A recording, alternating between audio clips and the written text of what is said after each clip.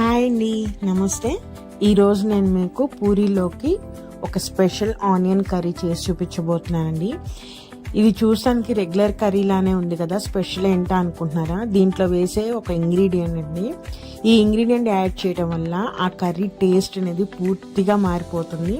చాలా టేస్టీగా ఉంటుంది, ప్లస్ చాలా ఈజీగా కూడా చేసుకోవచ్చు అండి ఈ రెసిపీ అనేది. మరి అది ఎలా చేయాలో ఏంటో మీకు చూపిస్తాను. Welcome to Rohini Krishna's world. ముందుగా ఇట్లా వెడల్పాటి ఒక పాత్ర తీసుకుని దాంట్లోకి నేను ఇక్కడ 2 స్పూన్ల ఆయిల్ వేసుకున్నానండి. ఈ ఆయిల్ అనేది హీట్ ఎక్కాలి. హీట్ ఎక్కేసిన తర్వాత దీంట్లోకి తాలింపు గింజలు, ఆవాలు, మినప్పప్పు వేసుకున్నాను. అలానే ఒక 1/2 స్పూను జీలకర్ర అండి. తర్వాత ఒక 2 స్పూన్ల వరకు పచ్చి శనగపప్పు ఉంటుంది కదా, వేసుకొని వీటిని 1 నిమిషం పాటు అట్లా వేయించుకోవాలి. అలానే ఇప్పుడు దీంట్లో స్పెషల్ ఇంగ్రీడియంట్ అన్నాను కదండి, అదే సోంపు అండి.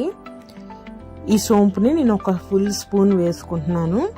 ఈ సోంపు వేసేసుకొని వీటన్నిటిని మనము వేయించుకోవాలి. మీడియం ఫ్లేమ్లో పెట్టుకోవాలి, మాడిపోకుండా వేయించుకోవాలి. ఈ సోంపు వేయటం వల్ల దాని ఫ్లేవర్ అనేది చాలా బాగుంటుందండి, కర్రీకి చాలా బాగుంటుంది టేస్ట్ అనేది. ఇవి మొత్తం కొంచెం వేగగానే దీంట్లోకి పచ్చిమిరపకాయలు, నేను ఒక 4 పచ్చిమిరపకాయలు తీసుకొని ఈ విధంగా కట్ చేసి వేసుకుంటున్నాను. అలానే 1 ఇంచు అల్లం అండి. ఈ అల్లము పచ్చిమిరపకాయలు కూడా నూనెలో బాగా ఫ్రై అవ్వాలి. ఈ కర్రీకి కావాల్సిన స్పైసీనెస్ మొత్తం కూడా ఈ పచ్చిమిరపకాయలు అల్లం ద్వారానే వస్తుంది. సో మన టేస్ట్కి తగ్గట్టు వేసుకోవటమే. ఇప్పుడు ఉల్లిపాయలండి. ఈ కర్రీలో ఉల్లిపాయలు అనేది చాలా ఎక్కువగా వేసుకోవాలి.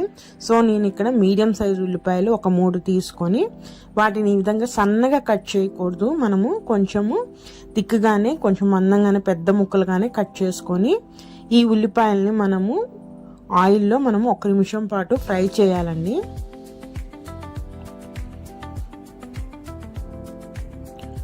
ఉల్లిపాయల రంగు అనేది మారకూడదు.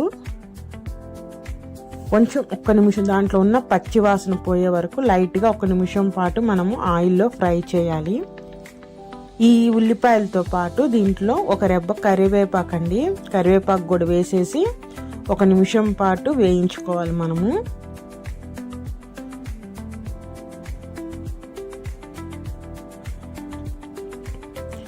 ఈ ఉల్లిపాయలని ఈ విధంగా మందంగా కోయటం వల్ల కర్రీ అయిపోయిన తర్వాత కూడా మనకి బాగా కర్రీలో కనిపిస్తూ ఉంటాయండి. సన్నగా కట్ చేసి కనుక వేసుకుంటే కర్రీలో కలిసిపోతుంది ఉల్లిపాయ అనేది.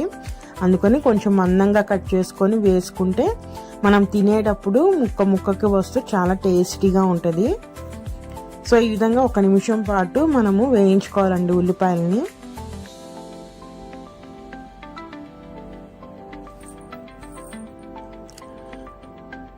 చూసారా, ఉల్లిపాయ అనేది వేగింది కదా, ఈ మాత్రం వేగితే సరిపోతుందండి.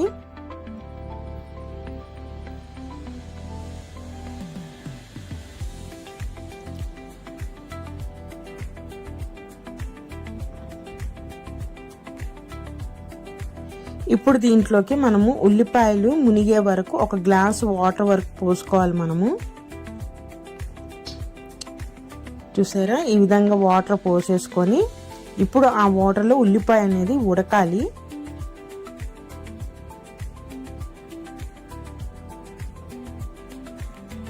మనం ఈ ఉల్లిపాయలు ఉడికేలోపు ఇంకా దీంట్లోకి ఏమేమి కావాలో చూద్దామండి.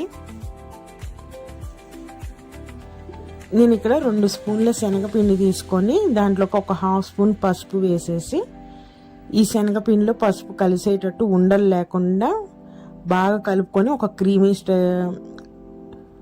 చూసారు కదా, వీడియోలో చూపిస్తున్న విధంగా ఒక క్రీమ్ లాగా వచ్చే వరకు మనం ఉండలు లేకుండా బాగా కలుపుకోవాలి. అలానే బంగాళదుంపలండి. ఈ బంగాళదుంపల్ని మనం ఫస్ట్ ఉడకబెట్టేసుకొని నేను పైన తోలు కూడా తీసేసి రెడీగా పెట్టుకున్నాను. వీటితో పాటు మీకు ఇష్టమైతే క్యారెట్ కూడా యాడ్ చేసుకోవచ్చు. చూసారా, ఉల్లిపాయ అనేది ఉడుకుతుందండి. ఈ ఒక 5 నిమిషాలు అయిన తర్వాత ఒకసారి కలిపేసేసి, ఉల్లిపాయలు ఒక 5 నిమిషాలు ఉడికిపోతాయండి. చూసారా, ఇట్లా ట్రాన్స్పరెంట్గా అట్లా ఉడికిపోవాలి మనకి. ఇలా ఉడికిపోయిన తర్వాత దీంట్లోకి ఇప్పుడు కర్రీలోకి సరిపడా సాల్ట్ వేసేసుకోవాలి మనము.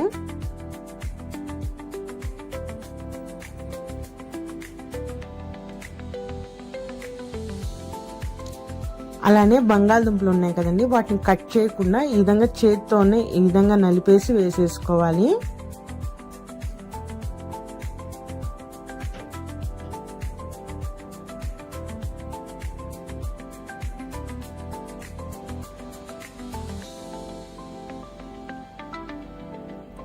క్యారెట్ కనుక తీసుకుంటే మీరు ఫస్ట్ ఉడకబెట్టేటప్పుడే సన్న ముక్కలుగా కట్ చేసేసుకొని ఉడకబెట్టేసి ఇప్పుడు యాడ్ చేసేస్తే సరిపోతుందండి.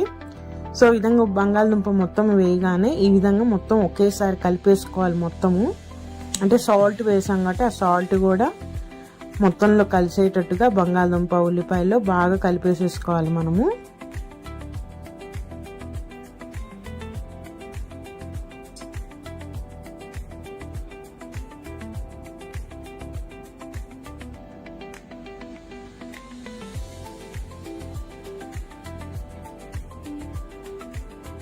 ఈ విధంగా కలిపేసుకొని ఇప్పుడు దీంట్లోకి మనం ఇందాక రెడీగా పెట్టుకున్నాం కదండి శనగపిండి మిశ్రమం అనేది, ఆ మిశ్రమాన్ని ఇప్పుడు ఈ కర్రీలోకి వేసేసుకోవాలి.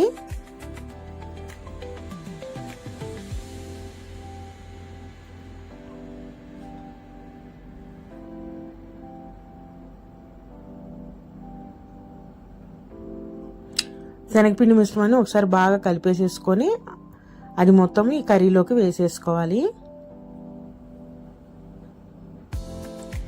ఇప్పుడు ఆ శనగపిండి అనేది కర్రీలో కలిసిపోయేటట్టు బాగా కలిపేసుకోవాలండి. శనగపిండి వేయటం వల్ల కూర అనేది చాలా దగ్గరగా థిక్ గ్రేవీ లాగా వస్తుంది. సో అలానే తొందరగా అడుగును కూడా పట్టేసిద్ది కాబట్టి మనము ఫాస్ట్గా మొత్తం కలిసిపోయేటట్టు బాగా కలిపేసేసుకోవాలి, లేదంటే ఉండగట్టేస్తుందండి శనగపిండి అనేది. ఈ విధంగా కలిపేసుకుంటూ కొంచెం వాటర్ పోసుకోవాలి.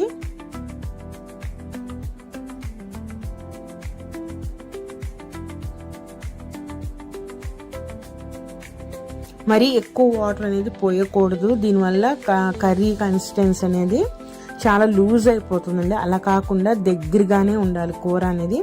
ఈ విధంగా చూసుకొని మనం వాటర్ పోయాలి. నేనైతే ఒక గ్లాస్ వరకు వాటర్ పోసేసి ఈ విధంగా కలిపేసేసి మనము మీడియం ఫ్లేమ్లో పెట్టేసేసుకొని ఒక 5 నిమిషాల పాటు ఉడికించుకోవాలండి. ఈ కర్రీ ఎక్కువగా చెన్నై సైడ్ హోటల్స్కి అట్లా వెళ్ళినప్పుడు ఎక్కువగా పూరీలోకి ఈ కర్రీ సర్వ్ చేస్తారండి. ఎందుకంటే అటువైపు సోంపు అనేది ఎక్కువగా వాడుతూ ఉంటారు. సో చాలా బాగుంటుందండి. ఒకసారి మనం రెగ్యులర్గా మనం చేసుకునే కర్రీ కాకుండా ఒక్కొక్కసారి ఇలాంటివి కూడా మనం ట్రై చేయాలి. ఇలా ఒక 2 నిమిషాలు అయిన తర్వాత చూసారు కదా కలర్ కానీ అన్నీ కూడా చేంజ్ అయినాయి కదా. ఈ స్టేజ్లో మనము ఒకసారి సాల్ట్ చెక్ చేసుకొని ఏమన్నా కొంచెం తగ్గితే యాడ్ చేసేసుకోవచ్చు. నాకైతే సాల్ట్ సరిపోయిందండి. నేను ఇంకా మూత పెట్టేసేసి ఇంకొక 3 నిమిషాల పాటు నేను కర్రీని మీడియం ఫ్లేమ్లోనే ఉడికిస్తాను. ఒక 3 మినిట్స్ తర్వాత చూడండి కర్రీ అనేది బాగా ఉడికిపోయిందండి. మనకి ఆ స్మెల్ అనేది సోంపు స్మెల్ కూడా వస్తా చాలా బాగుంటుంది.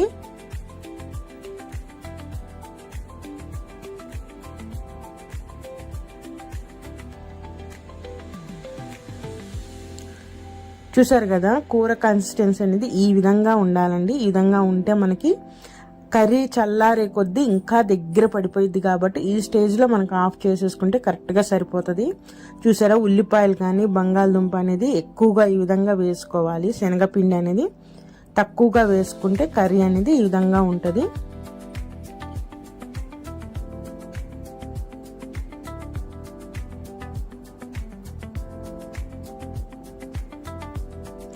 ఈ కర్రీ కంపల్సరీగా పూరీలోకి అయితే చాలా బాగుంటుందండి. చపాతీలో కూడా తినచ్చు, కానీ చపాతీ కన్నా పూరీలోకి అయితే టేస్ట్ చాలా బాగుంటుంది. ఈసారి మీరు ఈ ఉల్లిపాయ కర్రీ చేసుకున్నప్పుడు ఒక్కసారి సోంపు కూడా యాడ్ చేసి చూడండి, టేస్ట్ అనేది చాలా బాగుంటుంది. అలానే బంగాళదుంపలు, క్యారెట్, బీన్స్ కూడా యాడ్ చేసుకోవచ్చు.